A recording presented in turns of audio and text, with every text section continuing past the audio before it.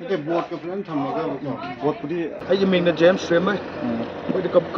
community representative này anh được lạc đâu riba Tết 29 cái 30 cái Manipur Indigenous Peoples Cultural Exchange Festival gì đó we am lạc đi invite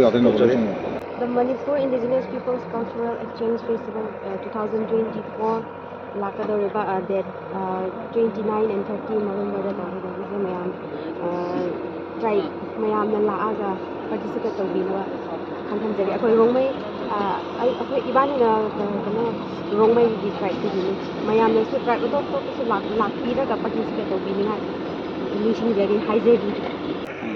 reception team yaure campaigners yaure artist aigi ming Grace ka mai aina rongmai community dagini ngasi ai didi Manipur gi presenter oina su leidi ngasi akoi na myam sub committee hena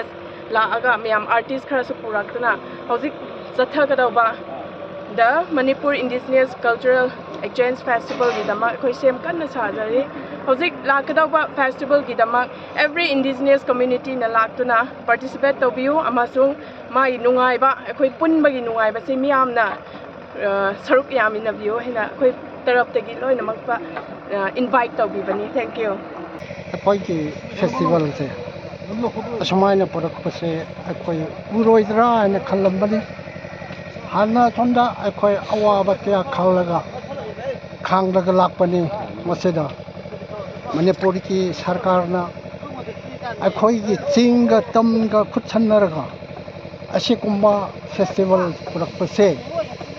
aigi wakhanda amthai legun haroi minister kaya baso thakachari loina officer kaya baso thakachari project akhoi makha chathaba honari asige lekai ki mi kaya na so festival aseda nungai bi ke soruk lodana lekai ase khonggang asige mi so natem pam laktuna akhoi kuchi dairi ping lening pui kowi ai je dong new sadi gi ahnama waina isi akoi kungan asi leriba mayam sina